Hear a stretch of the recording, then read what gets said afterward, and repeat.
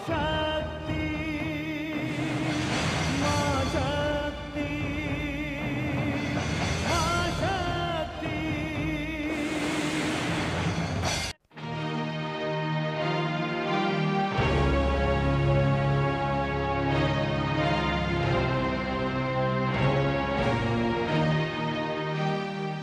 स्वामी, जाने से पूर्व एक बार पुनः विचार कर लीजिए।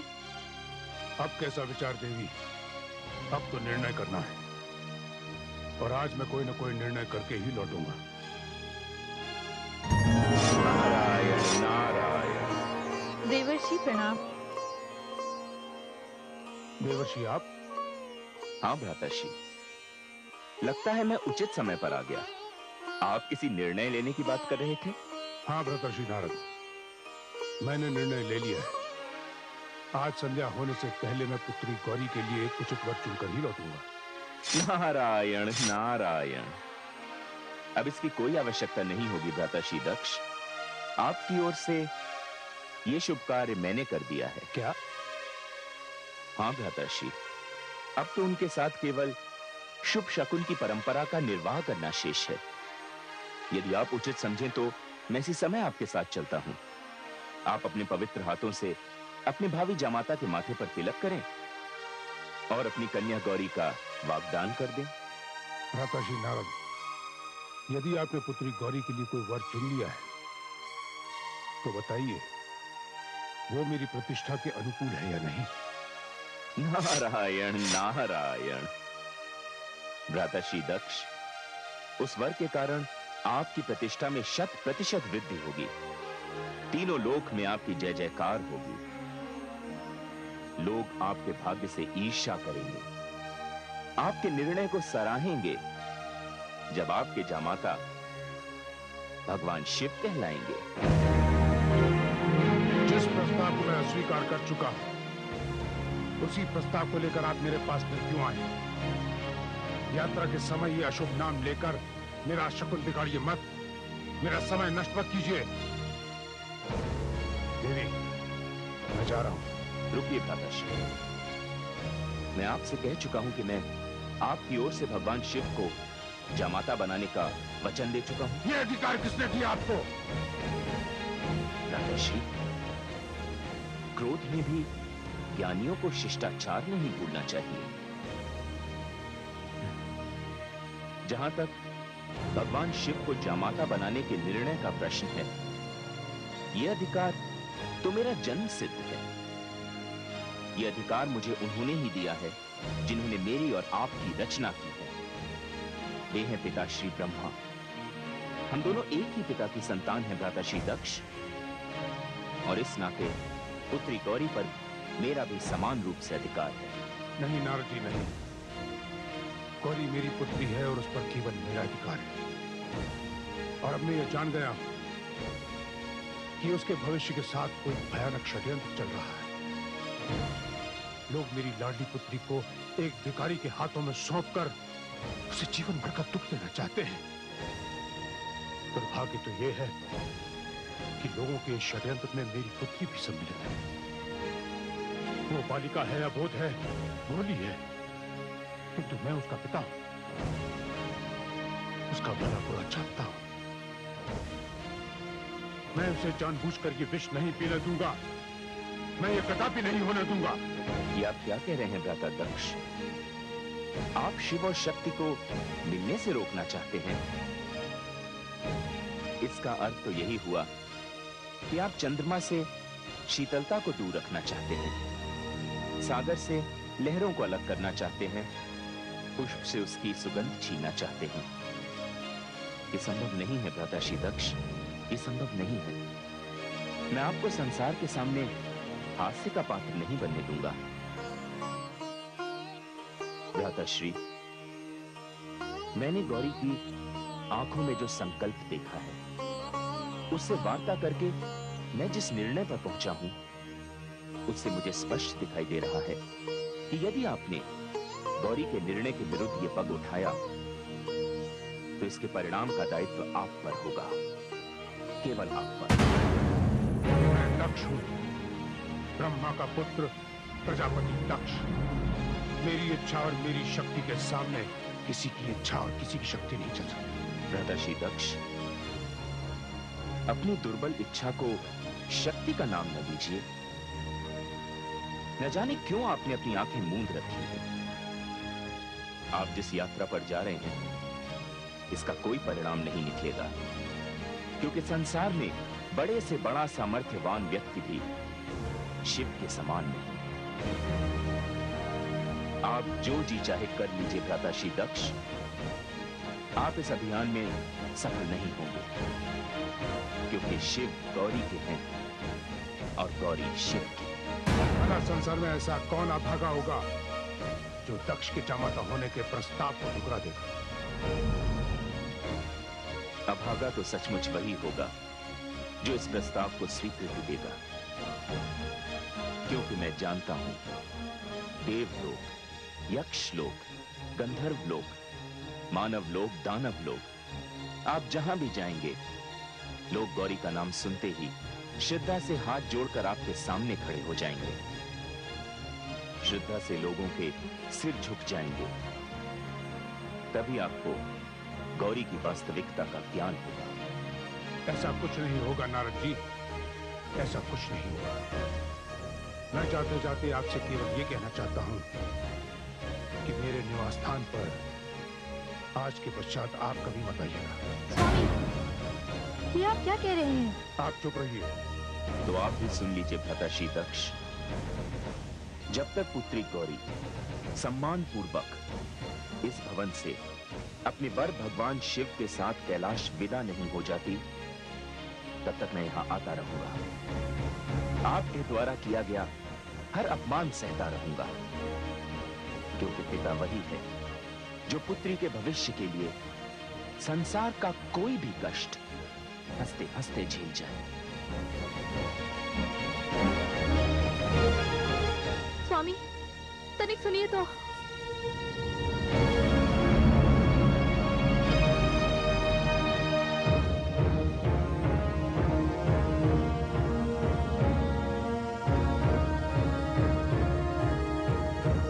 चलो सारथी। नारायण नारायण। उसे तो वह अपनी दिशा की ओर ले ही जाएगा, किंतु अहंकार एक ऐसा अश्व है जो किसी भी रास से नियंत्रित नहीं होता, और उस अश्व पर बैठा हुआ व्यक्ति कभी भी अपने निश्चित लक्ष्य तक नहीं पहुंच सकता। भ्राताश्री दक्ष, मुझे आपसे सहानुभूति है। अच्छा भाभीश्री, मैं चलता हूं, मुझे आज्ञा दीजिए। आप चिंता ना करें, शक्ति अपना कार्य स्वयं कर लेगी। देवर्षि नारद, पता नहीं विधाता ने गौरी के भाग्य में क्या लिखा है। भाभीश्री, गौरी शक्ति स्वरूपा है। उसके संकल्प में इतनी शक्ति है कि यदि ब्रह्मा जी ने उसके भाग्य में शिव से मिलना नहीं भी लिखा, तो भी वह अपने भाग्य का लेख स्वयं बदल सकती है। नारायण नारायण।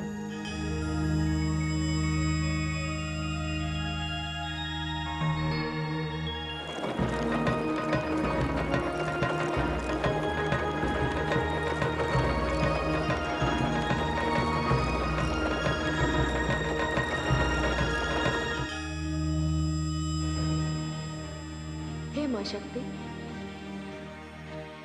प्रजापति दक्ष तो अपने निर्णय पर अडिग है। वे तो भगवान शिव से इतनी घृणा करते हैं कि उनका नाम तक सुनने को तैयार नहीं। हे महादेवी, अहंकार की सीमा यदि देखनी हो तो कोई प्रजापति दक्ष को देखे। हे आदिशक्ति, इधर गौरी का निर्णय भी तो अपने स्थान पर अटल है, किंतु पिता का अहंकार और पुत्री का हठ, इन दोनों में जीत किसकी होगी? जीत तो सत्य की ही होती है महादेवी। किंतु हे मां शक्ति, इन परिस्थितियों में हमारी गौरी का क्या होगा? हे महादेवियों, संसार में गौरी का जन्म इसी उद्देश्य से तो हुआ है कि संसार को ये बताना है कि पुरुष और प्रकृति अर्थात नारी के संबंधों की सीमा क्या होगी, भावनाओं और आदर्शों का मापदंड क्या होगा। और ये कार्य इतना सरल नहीं है।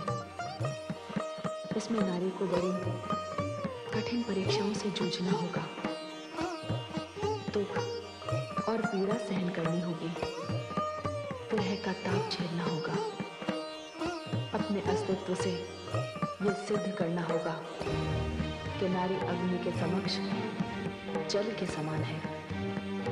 किंतु जिस प्रकार दहकती हुई अग्नि पर खौलता हुआ जल भी डाला जाए तो वो अग्नि को बुझा देता है, और यही नारी की विशेषता है। नारी उस दिए के समान है जो स्वयं तो जलता है किंतु दूसरों को प्रकाश देता है। नारी वो धरती है जो सड़े गले वृक्ष को अपनी कोख में धारण करके एक नए पौधे को जन्म देती है। नारी तो उस चंदन वृक्ष के समान है जिससे भुजंग लिपट कर भी उसकी सुगंध को समाप्त नहीं कर सकते। किंतु हे मां शक्ति, ये सारी परीक्षाएं और उनके परिणाम तो तभी निकलेंगे जब शिव से गौरी का मिलन होगा। इधर तो प्रजापति दक्ष गौरी के वर की खोज में पता नहीं कहाँ जा रहे हैं। हे महादेवी, आप प्रजापति दक्ष की ओर क्यों देख रही हैं? आप ये क्यों नहीं देखती कि देवर्षि नारद कहाँ गए हैं?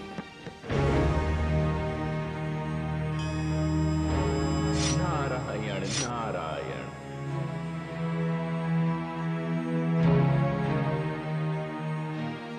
प्रणाम पिताश्री। आओ पुत्र, क्या बात है? बड़ी लंबी अवधि के पश्चात आए हो। लगता है तुम्हें अपनी भूल का ज्ञान हो गया है। मुझे अपनी भूल का ज्ञान हो गया है पिताश्री। मैं तो यहाँ आपको आपकी एक भूल का स्मरण कराने आया। ये क्या कह रहे हो तुम नारद? हाँ पिताश्री, आप मुझसे रुष्ट थे कि मैंने आपके आदेश को नहीं माना था। मैंने जो मार्ग चुना था वो वैराग्य का मार्ग था। वो बहुत ही उत्तम मार्ग है, मुझे उसका कोई पश्चाताप नहीं। किंतु जिन्हें आपने गृहस्थी के बंधन में बांधा था, भूल उनसे हुई। तुम्हारा तात्पर्य किससे है पुत्र नारद? मेरा तात्पर्य भ्राता दक्ष से। दक्ष? क्या किया है उसने?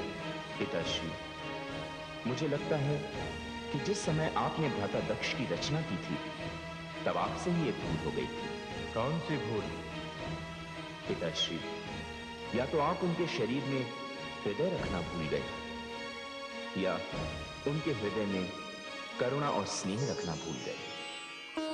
नारद, पुरुष के लिए नारी की रचना करने से पहले मैंने पुरुष के शरीर में हृदय नाम का अंग जोड़ दिया था। हृदय जो भावनाओं को, इच्छा को, स्नेह और करुणा को जन्म देता है। किंतु तुम्हारे साथ मैंने ऐसा नहीं किया। फिर भी तुम वैरागी होकर अनुरागी रहे। किंतु दक्ष के शरीर में मैं हृदय रखना नहीं भूला। हाँ पिताश्री, किंतु उस हृदय में स्नेह और करुणा के स्थान पर घृणा और अहंकार भरा हुआ है, जिसका परिणाम यह है कि वह पुत्री गौरी के साथ ऐसा अन्याय कर रहे हैं जिसे सोचकर भी मेरा मन कांप जाता है। पुत्र नारद, मैं सृष्टि की रचना में इतना व्यस्त रहा कि मैंने दक्ष की ओर ध्यान ही नहीं दिया। पुत्र, अभी तो सृष्टि का जन्म हुए थोड़ा ही समय हुआ है। अभी तो मानव शिशु समान है। अभी तो उसे बहुत कुछ सीखना है। इसमें दोष किसी का नहीं, समय का है। हां, पर मैं कदाचित ये भूल गया कि पौत्री गौरी अब विवाह योग्य हो गई है। चिंता इस बात की नहीं है पिताश्री। चिंता इस बात की है कि भ्राताश्री दक्ष पुत्री गौरी और देवादिदेव महादेव के परिणय संबंध के बीच दीवार बन रहे हैं। क्या? हाँ पिताश्री। क्या दक्ष नहीं जानता शिव की शक्ति को? वह तो महादेव शिव को भिखारी समझते हैं। क्या? उन्हें अशिष्ट और उद्दंड कहते हैं। उनके सुंदर रूप को कुरूप कहते हैं। उनका अपमान करते हैं। लगता है मति भ्रष्ट हो गई है उसकी। इतना ज्ञानी है वो नहीं जानता शिव कौन है और उनका क्या स्थान है। पिताश्री, ये तो पुत्री गौरी के प्रेम का चमत्कार है कि इतना अपमान सहने के पश्चात भी महादेव देवाधिदेव शांत है। यदि उन्हें क्रोध आ गया तो केवल दक्ष नहीं, सारी सृष्टि का विनाश हो जाएगा। मैं देखता हूं। पिताश्री, भ्राताश्री दक्ष तो देवलोक, यक्षलोक, गंधर्वलोक, मानवलोक, दानवलोक, इन समस्त लोकों की यात्रा पर निकल चुके हैं और उन्होंने ये निर्णय ले लिया है कि वो पुत्री गौरी के लिए वर चुनने के पश्चात ही लौटेंगे। नहीं पुत्र, मैं ऐसा नहीं होने दूंगा। पुत्र नारद, मैं तुम्हारे इस कार्य से बहुत प्रसन्न हूं। केवल हृदय होने से ही मानव में कोमल भावनाएं आ जाए, यह आवश्यक नहीं है। किंतु मैं कन्या के विषय में पुरुष को हृदयहीन नहीं होने दूंगा। पुत्र नारद, तुम मेरी ओर से जाकर भगवान शिव से प्रार्थना करो कि वो विवाह की तैयारियां करें।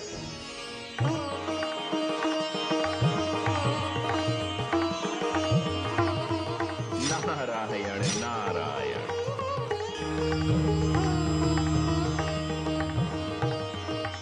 आइए आइए प्रजापति दक्ष, आइए। देवलोक में आपका स्वागत है।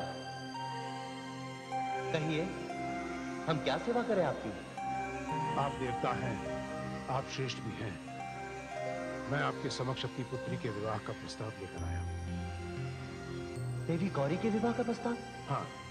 किंतु आपसे पहले यहाँ आदि प्रजापति ब्रह्मा आ चुके हैं और उन्होंने हमसे ये कहा है कि गौरी तो शिव की शक्ति है। नहीं प्रजापति दक्ष, हम ये प्रस्ताव स्वीकार नहीं कर सकते।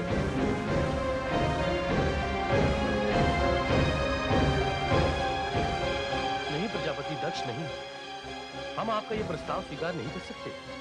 वे तो हमारे लिए माता गौरी हैं, वे हमारे लिए पूजनीय हैं।